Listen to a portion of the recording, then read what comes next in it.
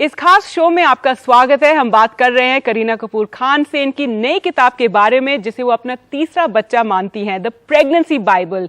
इसमें इन सारे सवालों का जवाब है जो एक होने वाली माँ को के जहन में होते हैं।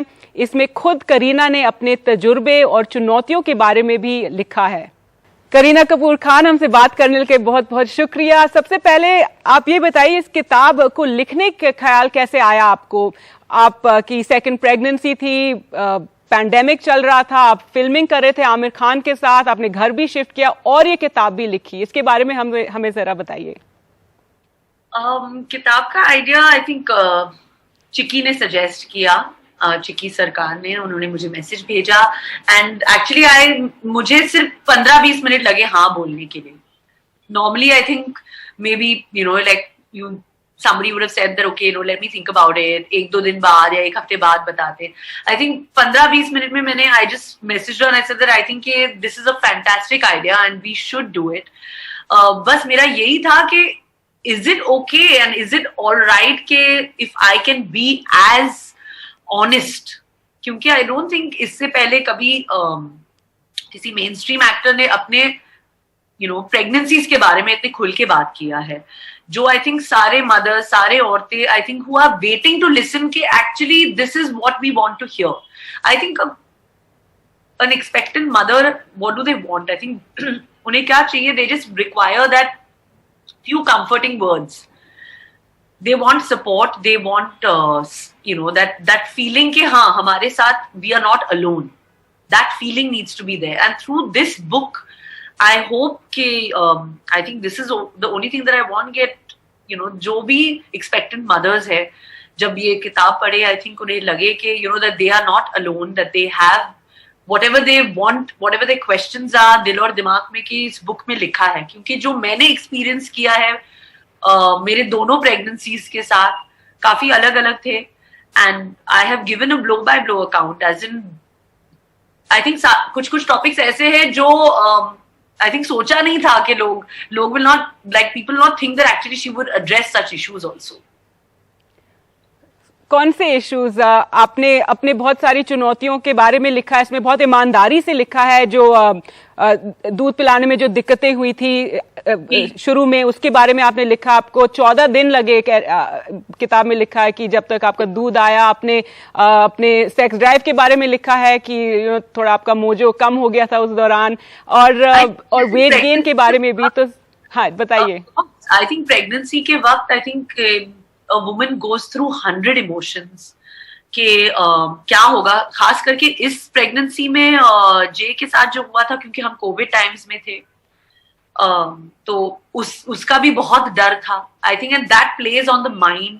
सो that's why maybe it took 14 days for the milk to come, because doctors ने कहा कि शायद दिमाग पर इतना प्रेशर है, इतना डर बैठा हुआ है कि क्या होगा, क्या is he going to be okay, because you're constantly thinking, lack of sleep, there is that कि अगर है कि ठीक है, अगर वो सो रहे तो मैं भी सो जाऊंगी। I think that feeling is there, but mothers, I don't think mothers really sleep because that mind is constantly working even then.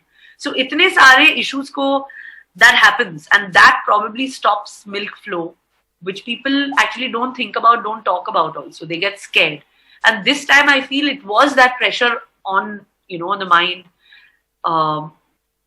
that what will happen, am I going to be able to breastfeed, what exactly is going to happen, इतना डर बैठा हुआ था। तो I think वो mental stress Covid की वजह से, I think that was not helping me a lot during that time. और इस किताब में आपने पोस्टपार्टम डिप्रेशन के बारे में भी काफी लिखा हुआ है, और एक अलग सेक्शन है जो IVF पेरेंट्स है उनके बारे में। तो ये आपने मतलब खास एक सोच थी कि ये इस सब इश्यूज पे आप थोड़ा ध्यान देना चाह रहे थे? नहीं, आई थिंक दैट जब चिक्की और मैं बात कर रहे थे तो issues we just spoke about and we just decided that this book actually ये एक ऐसी बुक होनी चाहिए जो आई थिंक माँ अपने बेटियों को भी दे, बेटियों उसकी बेटियों को दे, and they will be able to refer to it as for years to come. So we have not only touched upon कि मेरे साथ क्या हुआ है, we have got Foxy to also approve the book. We have got special gynecologists on board to explain to expectant mothers, what their feelings are, what can be explained. We have touched upon different topics, चाहे वो, जैसे आपने कहा IVF के बारे में लिखा है. We have got experts talking upon that also. तो I think ये book जो है, we have spoken from एक बहुत ही बड़ा गैम्बिट है. किसी एक टॉपिक के लिए नहीं. It's not a very generic book. In fact we gone into the details and the depths of के इन 9 महीनों में क्या होता है. And it's actually my feelings. I hope that it can help people to actually address issues जो normally बातें नहीं करते हैं. बहुत सारे औरतें जो है डरती हैं to talk about it to their mothers, to their sisters, to their mother-in-laws. There are issues where they are worried to even talk openly about it. But hopefully this book will help that.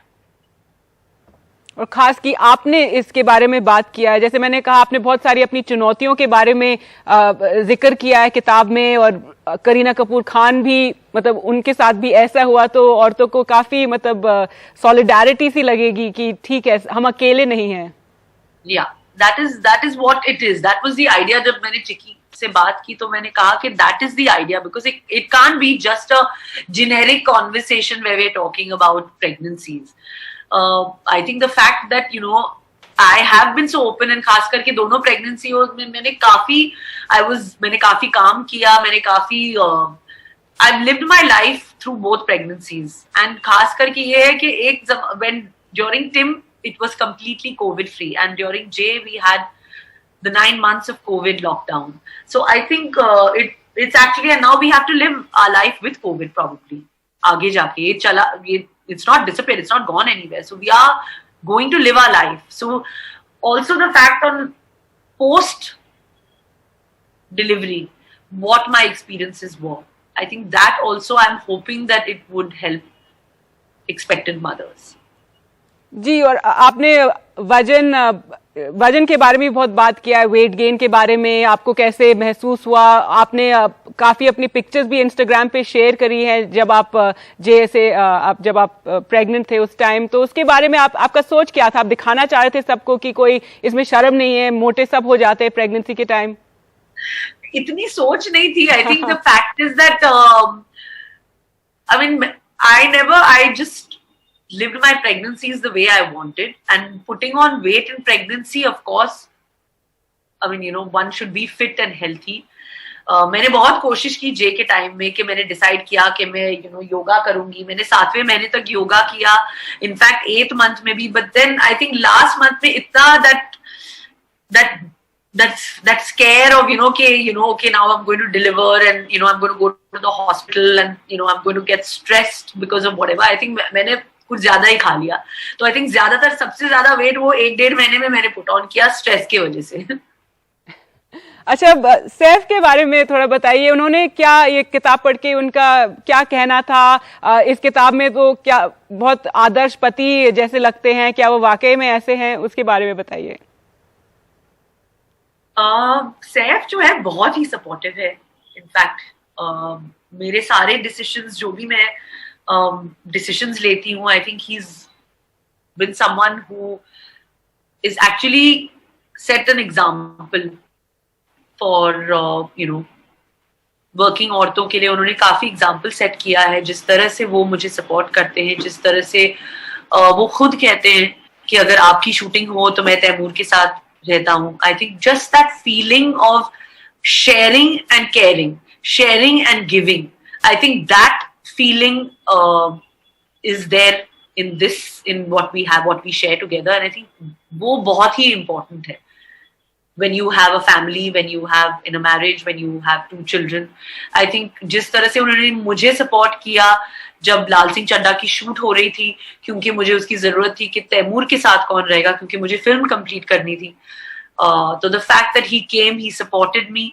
Even now जब भी हम बैठ के discuss करते हैं, I always tell Saif कि अगर I will do 1 film or 2 films in a year, आप भले शूट करें अपने शोज के लिए, अपने फिल्मों के लिए, अगर मुझे कुछ स्क्रिप्ट अच्छी लगी, जैसे कि मुझे अब स्क्रिप्ट अच्छी लगी है, कोई स्क्रिप्ट मुझे I need to shoot the film in November December, तो Saif automatically stands up and will say that okay during that time वो 30-40 दिन के लिए मैं शूट नहीं करूंगा, so I can be there for the kids. So I think this is a huge example that Saif kind of sets for people, you know, and वो अपने तरफ से खुद कहते हैं, तो I think वो that is something that, you know, is very very it's just encouraging to know that this is the way a man can be, a man should be. So I hope that, you know, he will always be like that. That is the only hope. And I can then, you know, we can share our loads and we can kind of, you know, decide that who is at home with the kids and who's not. Because the idea is that I would never be comfortable leaving the children like that.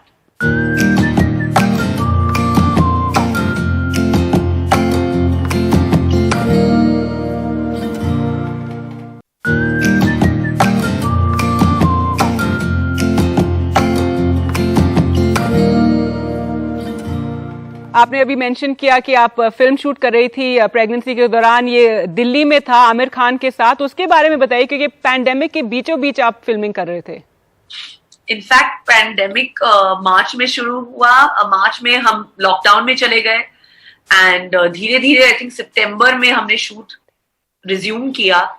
And in fact I think I am very very grateful to Aamir for जिस तरह से उन्होंने shoot किया, जिस तरह उन्होंने Covid protocols, Covid का जो because we were right in the middle of it and I was 5 months pregnant, जिस तरह से he maintain this bubble, he was constantly testing everybody on the set and it was very very comfortable, but definitely it was I mean difficult था because मुझे commute करना था पटौदी से to Delhi because they were staying, the family was staying in Pataudi and I was shooting in Delhi, so I had to commute almost every day, but I had a break every 3 days and in fact I had this rejuvenating energy, मेरे पास एक अलग सी energy आ गई थी, पता नहीं कैसे।